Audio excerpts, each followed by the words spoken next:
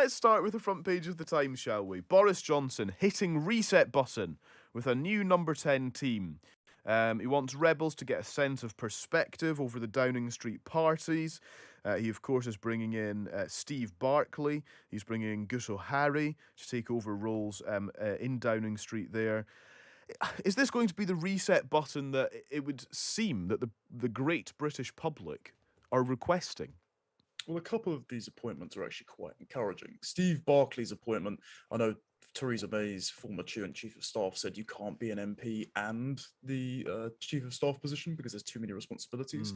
But I do think this is quite a clever political move by Boris or whoever said that Barclay should be appointed, because there's a lot of especially with the Carrie story that's coming up, there's a lot of an impression that Downing Street isn't very accountable. And the idea to have a sitting MP in the chief of staff position means that, by theory, he could be accountable at the next election if he's done a poor job of his MP and chief of staff to be given the boot by the public. There's also the same appointment with Conservative MP Andrew Griffith, just to make sure that that's the member of parliament for Arundel and South Downs, because there is an Andrew Griffiths and we don't want to get him confused with him. He's taken over from Mirza as the head of Number 10's policy unit, and given Mirza's previous ties to the Revolutionary Communist Party, the appointment of Conservative MP seems to be a bit more of an encouraging statement for where the trajectory of the policies could go from inside Number 10. Well, and so on that note then, a few things to kind of fold into all of this. You mentioned Carrie Johnson, we'll come to her in a sec. But in terms of the reset, so there's new staff in there. As of today, really. I mean, I think they were having lunch at Checkers yesterday. But anyway, they're getting their feet under the table today. But we're also reporting this morning that the chairman of Tesco said that food prices are expected to rise further, potentially 5% in the coming weeks. The plan to tackle COVID backlogs of routine care has been delayed. Ministers are pressing the NHS to accept stricter targets for cutting waiting times.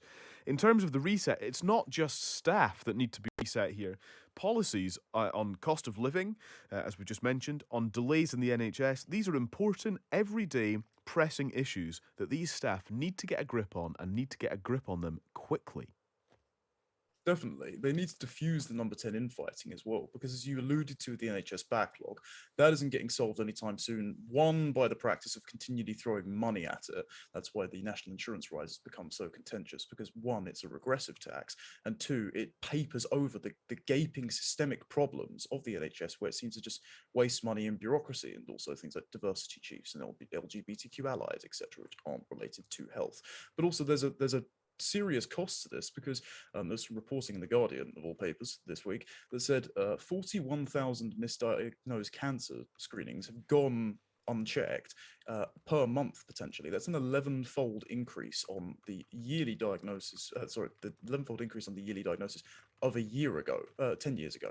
So that's a pretty severe human cost to all these things coming out of the NHS issues, and that have been extrapolated and emphasized due to 2 years of COVID lockdowns. So we've really got to get a grip on these policies and change the rudder of the ship, not just because it's kind of embarrassing on the world stage to have us repeatedly embroiled in our own internal drama, but also there's a human cost to bad policy. Do you think he's past the internal drama? The front page of the Eye, PM in crisis, 100 MPs are ready to vote against him, which, as we say, is not enough to actually, if there was a vote of confidence in the Prime Minister, 100 Conservative MPs would not be enough to get rid of him. However, that would really overshadow the much touted, 80-seat majority that he started as Prime Minister with. If 100 MPs were ready to vote against him, as the Eye reports, then, in terms of lame duck status, that would be it. He'd be fully cooked, would he not? I agree. I think we're sort of seeing whether or not Boris goes with a whimper or a bang at this point. I think he's evaded the bang. I know there's meant to be some sort of photo with him and Rishi Sunak sharing a beer taken by the Downing Street photographer. But if none of the previous photos have caused him to go, and there's a lot of public fatigue about whether or not the partygate is even should be happening or they should be getting on with things, I think he's evaded the ousting over partygate. But I think when it comes to the May elections, it's quite a precarious situation for him to be in. I think they're going to see well, Boris isn't quite the election winner he used to be, so they might use that as the precondition for outing him and having a reshuffle. I will say that the appointment of Guto Harry, the man who was ousted from GB News for taking the knee live on air, I don't think that's a very astute appointment for chief of comms, because I found it very baffling, actually, that Boris got on television to announce restrictions every time, and then his comms director didn't advise him to get on television and do a press briefing when he removed all the restrictions. That would have been a really great win, and it could have seen sort of a step back for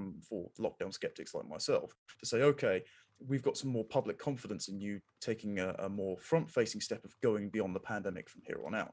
I don't think he's going to get great communications advice from Harry after his dismissal from GB News, so I'm worried about Boris's messaging from here on out, as well as the infighting. Okay, well, on the sort of messaging note then, one of the bullet points in the Times front page, top story, Carrie Johnson accused bitter ex-officials of trying to discredit her, with claims that her meddling in government had contributed to the chaos engulfing her husband's premiership. She has very much become a central figure in all of this, perhaps largely down to Dominic Cummings and his allegations and accusations, which we're expecting some more of, actually, in terms of the Downing Street flat refurbishment. We might get those today. But he often mentions Carrie Johnson in his dispatches, doesn't he, in terms of her influence over Boris Johnson and his inability to kind of I suppose, to kind of ring fence his role as Prime Minister from his wife. And it's quite an unprecedented sort of intervention from Carrie Johnson here to have to say, look, I've got no role in government. I'm not guilty of these things that I'm being accused of. Well, I'd say Carrie Johnson's role in and of itself is quite unprecedented. I can speak from my immediate experience here. I was invited to the Tory party conference to lecture them on the costliness of net zero, and then I stuck around for the subsequent days to enjoy the speeches and definitely not the free booze, of course. And I went to Carrie Johnson's speech for the LGBT. Hang on a sec. Are you saying there was booze at a Conservative Party event? Is that what you've just said? Oh, That's shockingly so. Though astonishing. I can't quite remember the quantity because I might have consumed about half of it. So Carrie Johnson did a speech for the LGBT Conservatives, and she was the headliner of the speech. The entire event was packed. It was rammed. There were journalists at the door that were turned away, and she has become mired not only in the political and policy-based stuff, for harassment advocacy and environmental advocacy, but also that on the Conservative Party conference floor was an ideological schism between the two factions of the identity sides of the Tory party, because you had the LGB Alliance and the LGBT cons taking a feud, and she intervened and took a direct side in that, and even thanked Mermaids and Stonewall for financing the event, two very contentious LGBT activist groups. So Carrie's not shied away from political and policy advocacy as her role as the unelected PM's wife. And of course, before she and Boris were married, she was head of comms, the youngest head of comms, I believe, for the Conservative Party, and special comms advisor to people like Sajid Javid. So she has had a political career. So it's not unprecedented for people to criticise her for stepping in on the inside of Number 10 and possibly being unaccountable.